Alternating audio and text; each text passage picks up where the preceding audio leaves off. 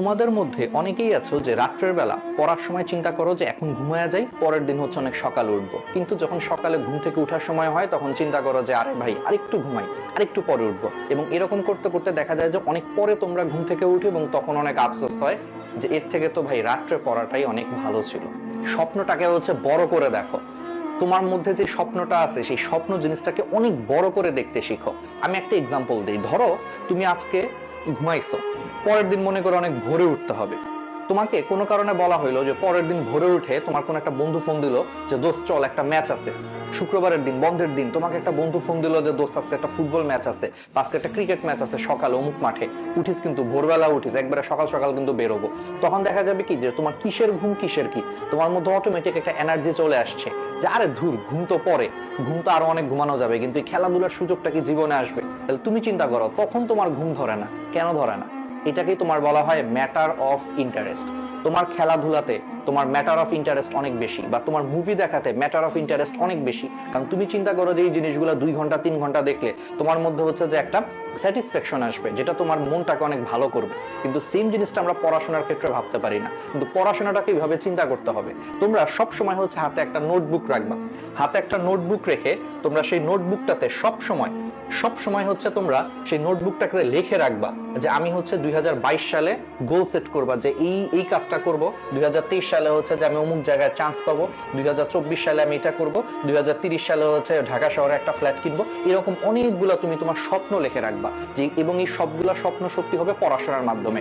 তখন দেখবা তুমি পড়াশোনার মানে খুঁজে পাবা, তোমার কাছে স্বপ্নটা হচ্ছে অনেক বড় মনে হবে।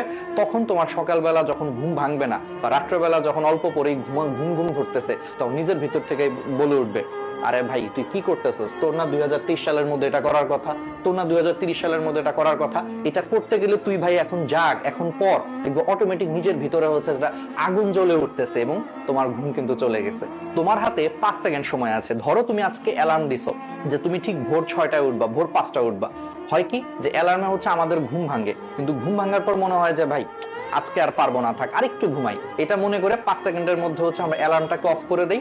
আর সেই 5 সেকেন্ডের জায়গায় দেখা যায় যে পরবর্তীতে আমাদের আরো 2 ঘন্টা 3 ঘন্টা ঘুমায় আমরা কিন্তু সেই দেরিতে উঠি। এই জন্য সবসময় মনে রাখবা তোমার হাতে ডিসিশন নেওয়ার জন্য মাত্র 5 সেকেন্ড আছে।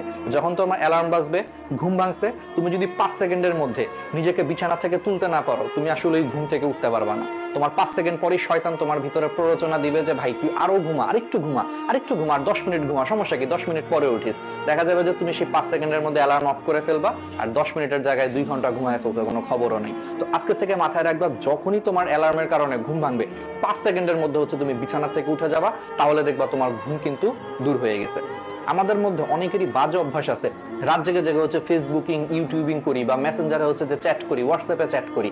এতে করে কি হয়, দেখা যায় যে আমাদের পরের দিন সকাল 8টায় কলেজ আছে, আমরা ঘুমাইতেই যাই হচ্ছে 3টা 4টার সময়। তো স্বাভাবিক, তুমি যদি 3টা 4টার সময় ঘুমাইতে যাও, ওইদিকে মিনিমাম তোমাকে 6টা 7টায় উঠতে হচ্ছে কলেজে যাওয়ার জন্য। তো কি হয়, দিন শেষে তুমি হচ্ছে সারাদিন রাত্রেবেলা মাত্র 2 থেকে 3 ঘন্টা ঘুমাইছো।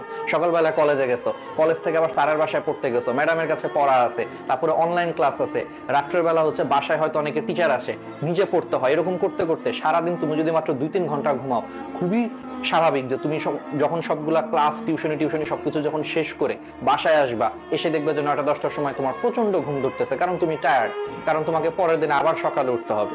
তো এই জন্য এই অভ্যাসটাকে হচ্ছে ঠিক করতে হবে। এখন থেকে রাত্রের বেলা কখনো ফোন টোন চালায় হচ্ছে যে রাত 3টা 4টা পর্যন্ত জাগার অভ্যাস করা যাবে না। পরের দিন যদি সকালবেলা কলেজ থাকে, অবশ্যই 11টা থেকে 12টার মধ্যে হচ্ছে ঘুমায়া পড়তেই হবে।